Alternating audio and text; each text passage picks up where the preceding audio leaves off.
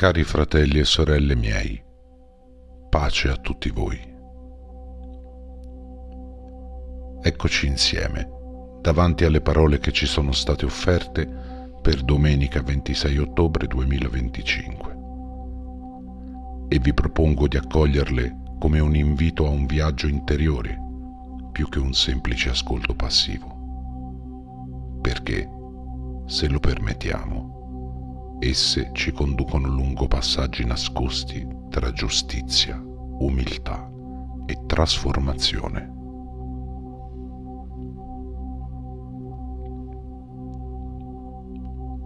Ora concentratevi.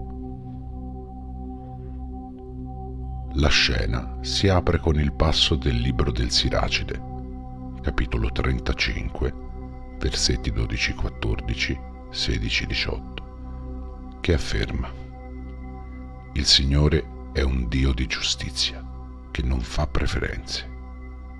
Non rifiuta la supplica dell'orfano, né la vedova quando versa la sua lamentazione. Il testo pone subito una cornice che ci sfida. La giustizia divina non è una funzione elitista, non dipende da trattative o favori, non accetta mazzette, non sorvola sulla situazione di chi è oppresso. Non offrire doni perché li accetti, ammonisce. Non confidare in un sacrificio ingiusto. In altre parole, ciò che Dio ascolta non è la pompa esteriore, ma la voce del cuore, specialmente di chi è senza potere. Ora invece riceviamo la lettera di San Paolo di Tarso a Timoteo, capitolo 4, versetti 6-8, 16-18. Ho combattuto la buona battaglia, ho finito la corsa, ho mantenuto la fede. Qui l'Apostolo tira le somme della sua vita. Si prepara a lasciare tutto, senza illusioni, ma con una fiducia che va oltre la propria forza.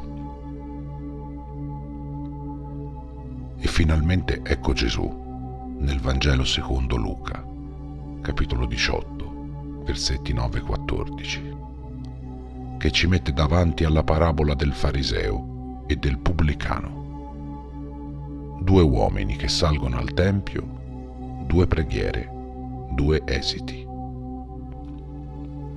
Il fariseo: Dio, grazie che non sono come gli altri uomini. Il pubblicano: Dio, abbi pietà di me, peccatore. E il risultato richiama il Dio che non fa preferenze nemmeno tra chi è figura autorevole del suo popolo, il fariseo, e chi invece è peccatore riconosciuto, il pubblicano. Quest'ultimo tornò a casa giustificato per la sua umiltà, e non il fariseo. Ora, se vi va, portiamo queste tre voci in dialogo. Immaginiamo che Sirach ci porti sul bordo di un fiume invisibile, che separa ciò che è corretto agli occhi del mondo da ciò che vale agli occhi di Dio. L'Apostolo Paolo ci mostra qualcuno che, attraversato il fiume, guarda indietro non per vanto, ma per pura e semplice testimonianza. E l'Evangelista Luca ci trasporta poi nella sala del cuore. Due sedie, due posture. Quella del fariseo, che conta, paragona, giudica ed è sicuro per via del suo lignaggio, e quella del pubblicano, che tace, si riconosce inadeguato, ma spera. Alla luce di queste letture, due tensioni emergono chiaramente: giustizia imparziale e umiltà autentica. Da un lato, Dio non mostra parzialità e ascolta la voce dell'oppresso. Dall'altro, davanti a Dio non sono la fretta virtuosa e la troppa sicurezza di sé che vengono premiate, ma la disposizione interiore che riconosce il proprio limite e si affida. Come un mistico cristiano potrebbe dire, non è la grandezza dell'atto, ma la verità dell'animo che diventa via verso l'unione con Dio. In effetti, nei testi mistici troviamo eco. L'idea del kenosis, lo svuotamento dell'io che lascia posto al Dio che abita in noi, non come ospite d'onore, ma come colui che trasforma. Qualcuno ha scritto: la divinità di Dio viene dalla mia umiltà. La frase è solitamente attribuita a Meister Eckhart, nel senso che solamente chi non pone il proprio io al centro può accogliere quel più grande che ci supera. In questo quadro, la parabola del Vangelo di Luca diventa modello pratico. Il pubblicano non si regge sulla propria rettitudine, ma sulla misericordia. Il fariseo, invece, si appoggia stoltamente al proprio curriculum. Facciamo un salto adesso.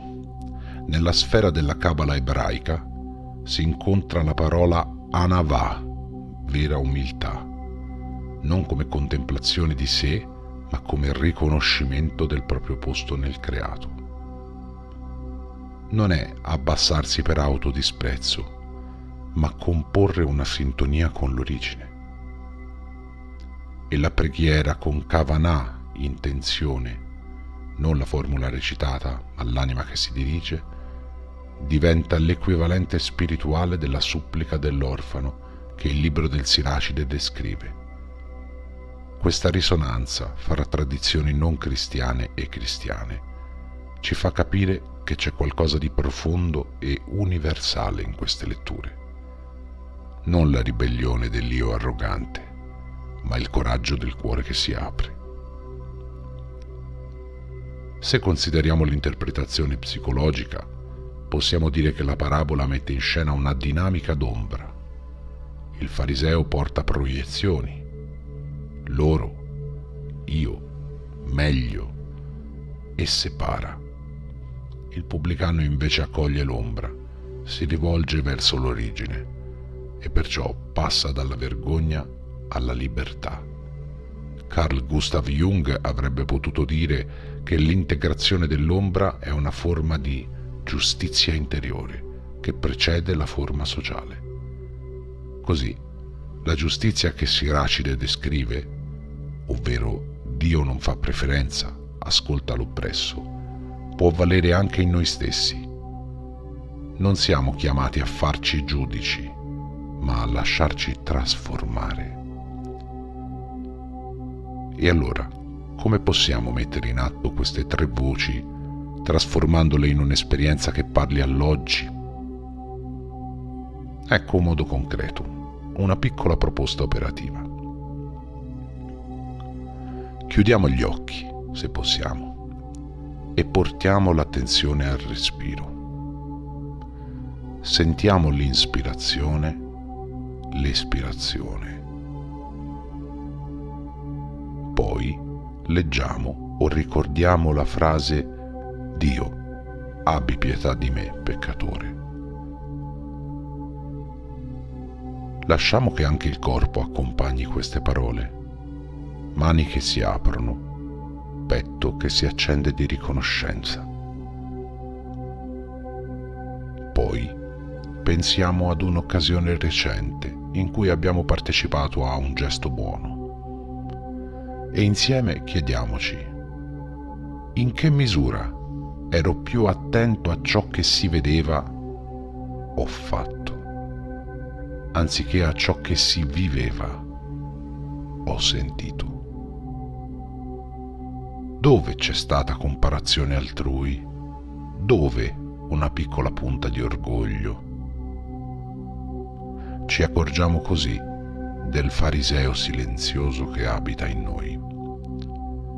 Ora Immaginiamo di rivisitare quella situazione, ma come chi sceglie la via del pubblicano. Riconosce la propria insufficienza, chiede misericordia, lascia che ciò che conta non sia il risultato visibile, ma l'apertura. Che cosa cambierebbe? Quale parola diversa potremmo usare? Quale gesto potrebbe nascere dalla verità del cuore?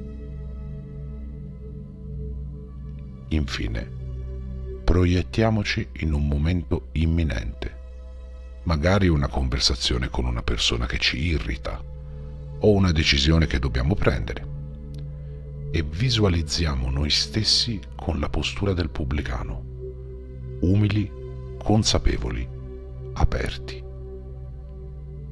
Vediamo come cambia lo sguardo, come cambia la respirazione, come cambia la parola.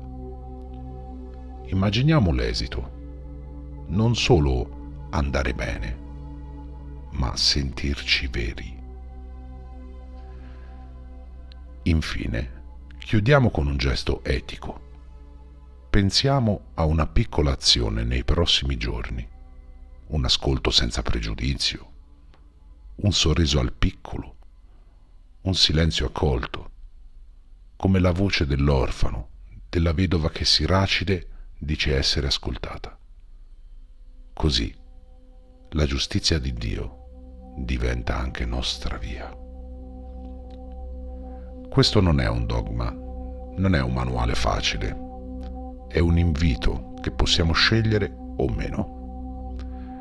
Ma se lo scegliamo insieme, può diventare un movimento del cuore che attraversa le parole e tocca la vita e l'anima. In questo cammino non camminiamo soli. Le parole antiche, Sirac, Paolo, Luca, diventano compagne. Il misticismo, la cabala, la psicologia ci mostrano che non siamo solo protagonisti di un testo sacro, siamo lettori, interpreti e al contempo pellegrini. E il pellegrinaggio più importante è quello dentro di noi, verso l'umiltà autentica, verso la giustizia che ascolta, verso la vera gratuità. Concludo invitandovi a restare nell'ascolto non solo delle parole, ma delle sedie che abbiamo occupato nei nostri cuori.